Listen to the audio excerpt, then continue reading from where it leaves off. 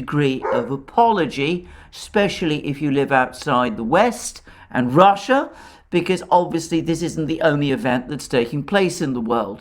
But at the moment, it's the event around which all other issues in the world are being organized, and for that reason I will primarily focus upon it. And we've had a fair amount of news over the last 24 hours from the battlefields. Now, firstly, I've received news, there's been news that in Mariupol itself, this is this port city on the Sea of Azov, which has been the major point of the conflict at the moment, that in Mariupol itself, organized resistance by the Ukrainian military in most of the city has apparently completely broken down. Apparently, there are still isolated groups of Ukrainian fighters trying to resist the various forces of the Russian army, the militia of the Donetsk People's Republic, and the Chechen irregular forces that are now steadily clearing the city. But organized resistance in the city itself, in its residential regions, seems to have essentially collapsed. It seems that the forces of the Donetsk People's Republic have now occupied the major administrative buildings of the city. The mayor, the Ukrainian mayor of the city, apparently has left, and before very long, I suspect the residential areas will be cleared entirely of Ukrainian troops, at which point, no doubt, the Russians will announce that the city has indeed fallen under the control of the Donetsk People's Republic. The Ukrainian Defense Ministry essentially admitted the truth earlier today when it also confirmed that the Russians have now in effect established a land bridge between the Donetsk People's Republic and Crimea. In other words, that they're in control of all of Kherson region, most of Zaporozhye region, and almost 54% of Donetsk region, but certainly all of the coastline. And that means that they're in effect in a position to control all the sea all the way up to Crimea. And that has been achieved through what has been the largely completed pacification of Mariupol. I understand that the only point of organized resistance by the Ukrainian forces in Mariupol is the giant Azov-style steelworks, which is apparently where some of the troops of the far-right battalion, which I'm not going to name, where some of those troops are now located. I suspect that those troops will rapidly be surrounded, and if a decision is taken to not to storm the steelworks, which might cause an awful lot of very severe fighting and heavy loss of life, it will probably be the case that the Russians will decide that bottling up these troops in that steelworks means that in time they can be starved out. Well, that's my assessment of the situation in Mariupol based on the information that I'm getting. Elsewhere in Donbass, which as we will see is still very much the central area of the fighting, I understand that Russian troops are now moving steadily south from the city of ETHEREUM, which they cleared some days ago, and they're moving south, closing the vice around the remaining Ukrainian troops in the Donetsk region, which were located opposite the capital city of Donetsk region, which is Donetsk city, which has of course always been under militia control. And I also understand that the Ukrainian forces around Severodonetsk and Lysychansk also remain essentially encircled. Now, as I discussed in my previous video, there's a great deal of mystery as to the exact number of these forces, but there is no dispute that they consist of the better troops, the best organized and best trained troops of the Ukrainian military. And it's clear that they are being steadily encircled and defeated.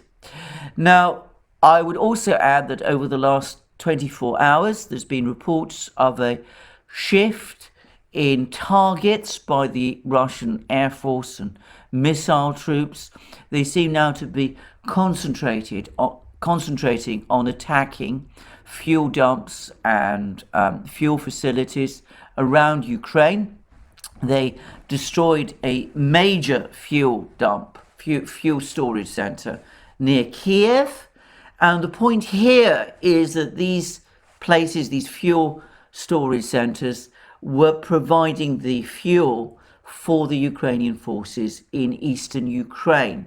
So the intention apparently is to try to starve these troops of fuel, presumably with the intention of preventing them now from carrying out a proper retreat, thereby making their total encirclement ultimately easier.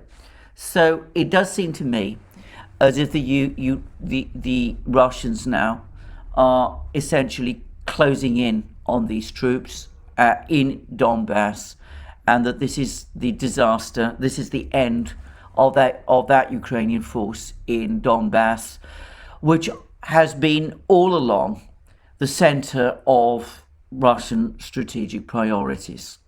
Now, very interestingly, we've had a discussion of Russian intentions, and it's been provided by a senior official of the Russian Defense Ministry. And I'm going to read out the entire report from Interfax, and then I'm going to comment on some of the things that the Western media has been saying about these comments. And the military official is General Sergei Rudskoy. And this is what Interfax reports him as having said. The main objectives of the first stage of the operation in Ukraine have been accomplished, Russian General Staff Main Operational Directorate Head Sergei Rudskoy said. The main stage objectives of the first stage of the operation have generally been accomplished. The combat potential of the armed forces of Ukraine has been consistently reduced, which I emphasize once again makes it possible to focus on the main effort to achieve the main goal, liberation of Donbass. Units of the Lugansk People's Republic militia have liberated 93% of the Republic's territory. That means Lugansk region. Fighting is now taking place on the approaches to Severodonetsk and Lysychansk. The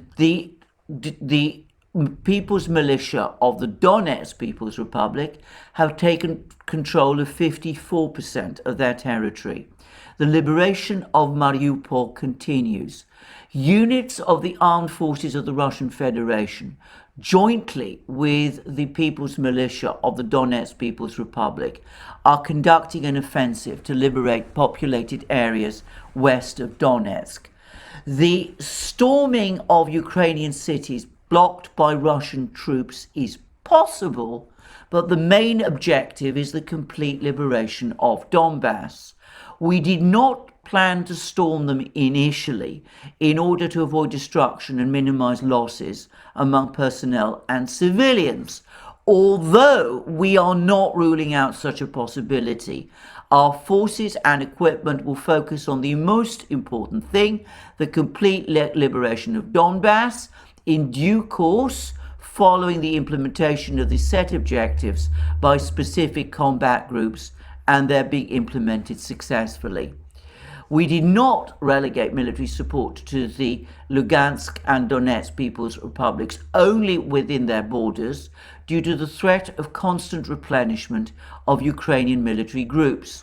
There were two options. The first one was to limit the actions only to the territory of the Donetsk and Lugansk People's Republics within the administrative borders of the Donetsk and Lugansk regions, which is stated in the republic's constitutions.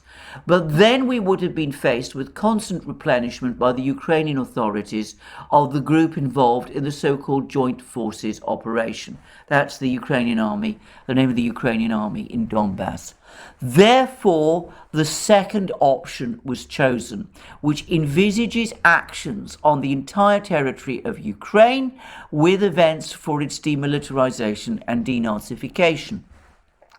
The progress of the operation confirmed that this decision was the right one. It is being conducted by the General Staff in strict accordance with the approved plan. Now, there have been some reports in the Western media that this announcement by Rutskoy that the priority of the Russian military is Donbass and that they were not seeking to storm Ukrainian cities outside the Donbass, and that their objective was to defeat the Ukrainian armies in Donbass, that this somehow represents a scaling down of Russian objectives. Well, if you've been following this channel, you will know that this is simply not the case. But don't take it from me. This is what Vladimir Putin said some weeks ago at a meeting with airline staff in the Kremlin. He said this on the 5th of March. And as you will see, it's very, very close to what the situation, what is being described by General Rutskoy. He said the following when discussing the operation. Speaking of the operation itself, I know that there are many speculations about it. Frankly, I have no time to get into that, but the report to me that there is much chit-chat about what is going on. All analysts are seeing what is happening, so I will not reveal any secret to you. We could have acted in a variety of ways. We could simply help the republics of Donbass right on the line of contact, at the front line, so to say, and simply reinforce them with our army. But in this case, the other side, I mean reckless support for nationalists and radicals coming from the West, would have provided endless support with the material resources, ammunition, equipment, and so on. Therefore, our General Staff and the Defence Ministry took a different road. The first thing they did was to destroy all the military infrastructure, not completely, but most of it, arms and ammunition depots, aircraft and air defense systems. Destroying enemy air defense systems takes some time. Sometime they must be identified and then hit. This work has been practically finished. However, the demand to impose a no-fly zone, hence the demand to impose a no-fly zone. However, this is why we chose this road, and it turned out to be absolutely correct. Our servicemen are working without haste and are doing everything to ensure the safety of civilians. And then he goes on to discuss the operation as it was, and this was on the March the 5th.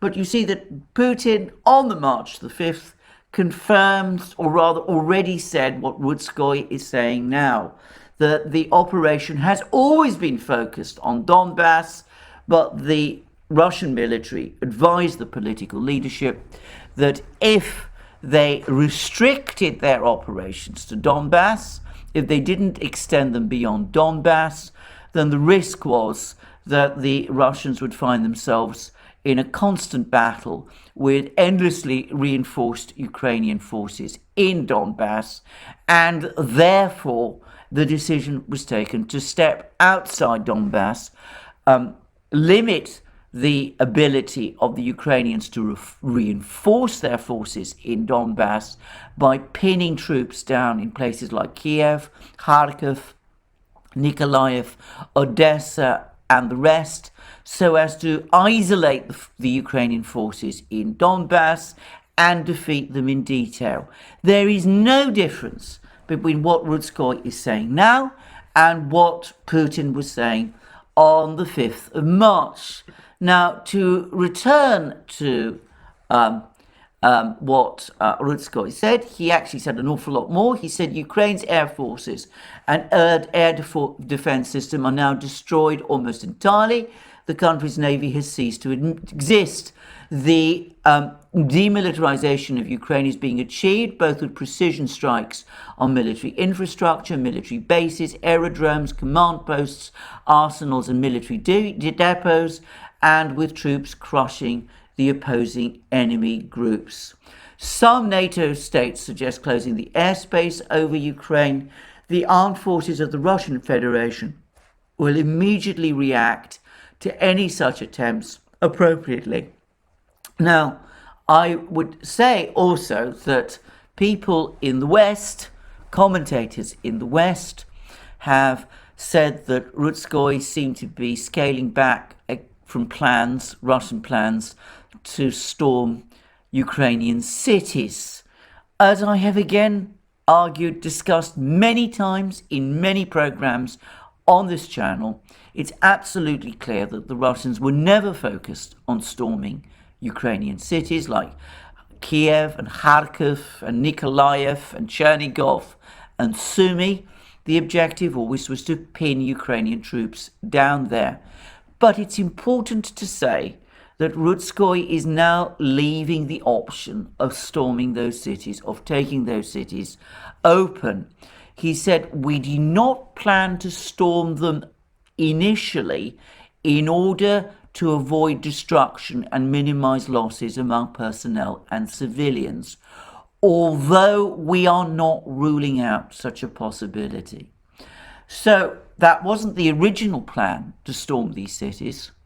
But if Ukraine's resistance continues, if they don't come to terms, the kind of terms that the Russians are insisting upon, in other words, if they don't agree to neutrality, demilitarization, what the Russians refer to as denazification, and if they won't recognize the independence of the Donbass and Crimea's unification with Russia, then in that case, the policy might change, and eventually we might start to see Russian troops entering cities like Sumy, Chernigov, Kharkiv, and perhaps eventually even Kiev. So what some people in the West are reporting as a softening of Russian positions, when analysed properly, is actually a hardening of them. And note carefully that Rudskoy spoke about the main objectives of the first stage of the operation having been generally accomplished, which begs the question of what the second and third and fourth and other stages of this operation might be. So the first stage might have been focused on Donbass. Perhaps future stages will go wider than that. Now, Rudskoy also provided some information about Russian troop losses. He said, unfortunately, during the special military operation, there have been losses amongst our comrades. 1,351 servicemen are dead and 3,825 injured. Now, I believe these figures, the Western governments and the Ukrainians have been giving wildly improbable and absurd figures ranging up to 30,000 casualties, including 15,000 dead. I've never taken any of those claims seriously. These Russian figures seem to me to be reasonably reliable. I understand that Rudskoy also gave figures for Ukrainian casualties. Apparently he said or claimed that the Ukrainians had suffered as many as 14,000 dead. I have to say I haven't seen that anywhere, and I'm not going to comment on that claim. unless I'm absolutely sure that it has been made. But for the record, I think that this figure of 1,351 dead soldiers that the Russians have suffered is probably about right. Anyway, that seems to me to be a fair summary of the general state of the actual military conflict. Mariupol, largely cleared, probably about to fall. Some militants holding out some, brave souls from the, brave souls, some people, if you like, some hardline people from the far right battalion clinging on in the Azovstal steelworks, but elsewhere in the city, resistance having essentially broken down. And elsewhere in Donbass, the Ukrainian army, largely paralyzed, increasingly in retreat on multiple fronts and facing encirclement even as its fuel supplies are targeted and are perhaps running out. Now, of course, these are the military developments. We've also had a whole succession of meetings in Brussels, attended by Western leaders, including President Biden of the United States. And there was a meeting by NATO, and there was a meeting of the European Union. And what struck me about both of these meetings is that nothing actually of any substance came out of either of them. It's clear that there's been much discussion and debate within NATO about sending NATO troops or troops from some NATO country into Ukraine. But wiser counsels have thankfully prevailed, and apparently that option is not being pursued. And so far, there's no information about any further sanctions on Russia, and it doesn't seem that there will be any substantive sanctions on Russia announced as a result of these meetings, over and above and beyond those sanctions which have already been announced. The German government has been talking about reducing dependence on Russian natural gas and energy by half by the end of by midpoint this year. What it actually seems to be doing, what the Germans actually seem to be doing, is buying more and more Russian gas, probably at ever higher prices, in a desperate bid to fill their underground reserves before the winter comes, in the hope or expectation that by that point they'll be able to get more liquefied natural gas from the United States and Qatar. Well, Qatar has now issued a statement that it's not in a position to replace Russian natural gas supplies, and that this is actually impossible. It's actually said that, in fact, energy policy should be separated from politics.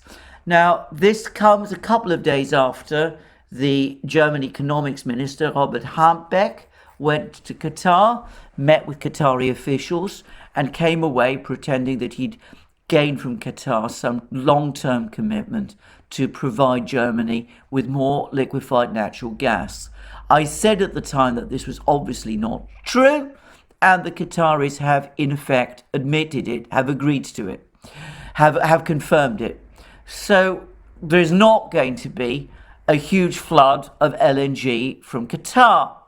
The United States has said that it will increase supplies of LNG to Europe. But at the moment, given that production in the United States is apparently running at maximal levels, based on existing capacity, it's going to be very difficult, it seems to me, to do that without diverting US LNG from Asian suppliers.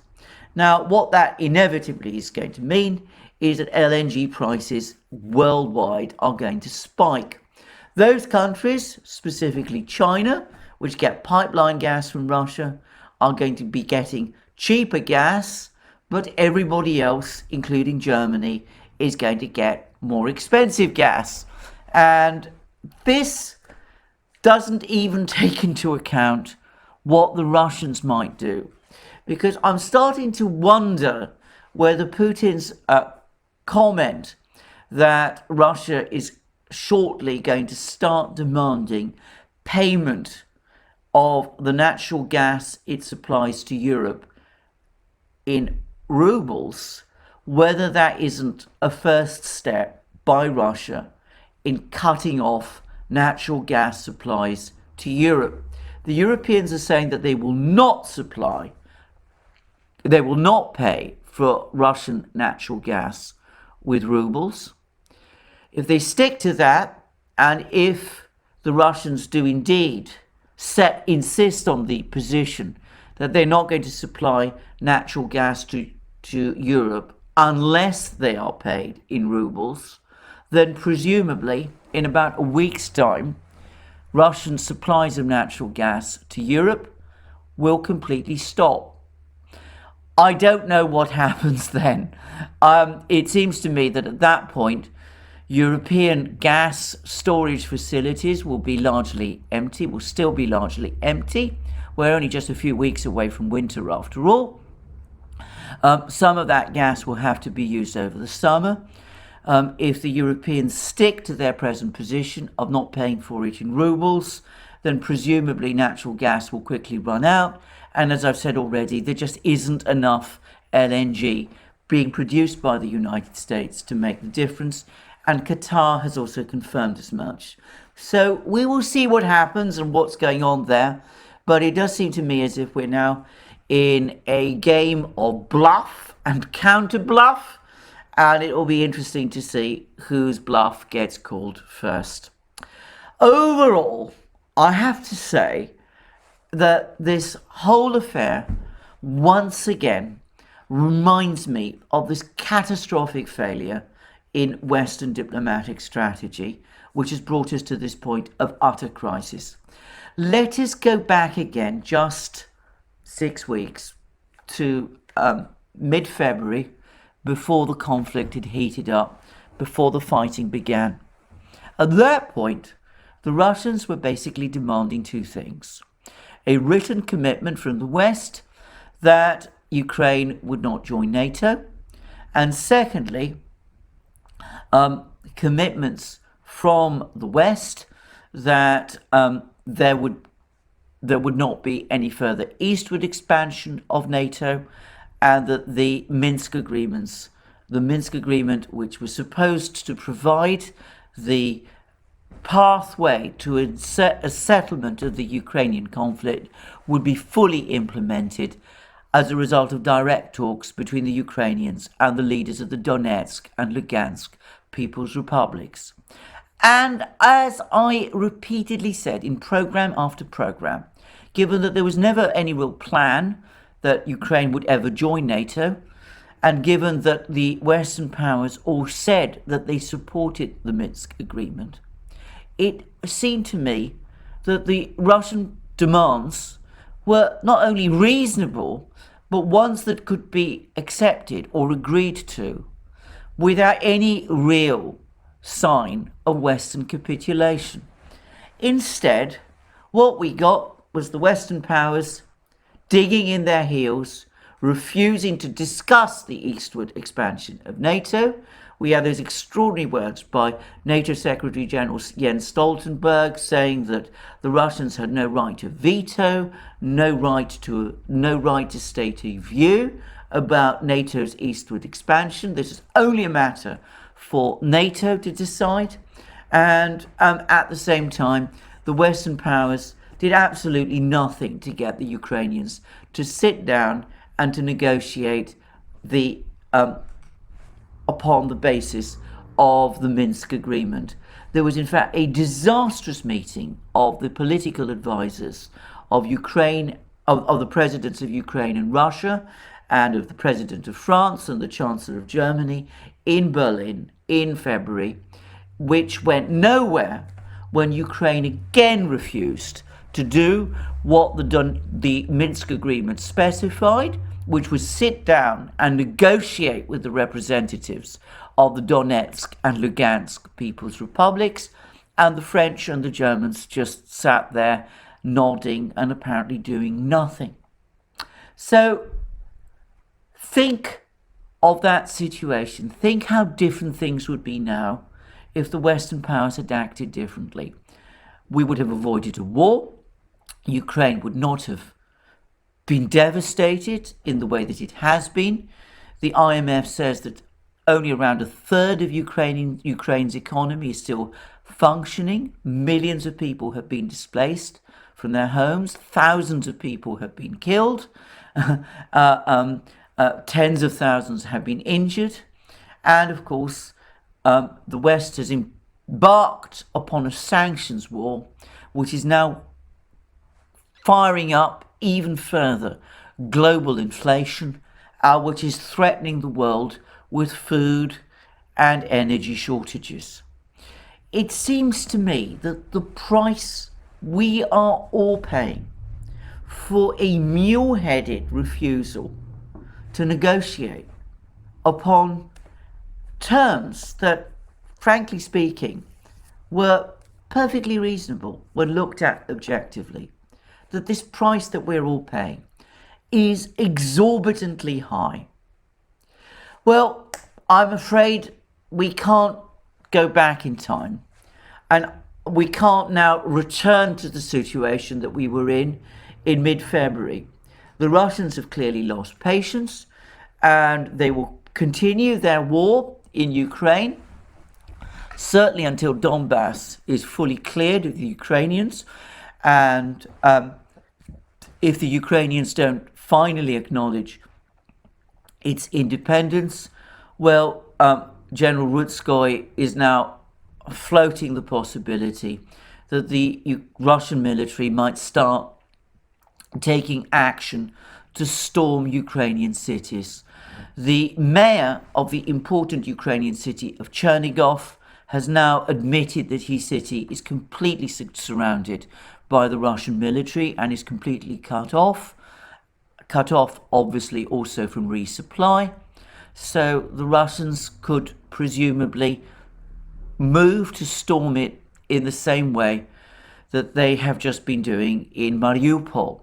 I hope with less devastation, but who knows.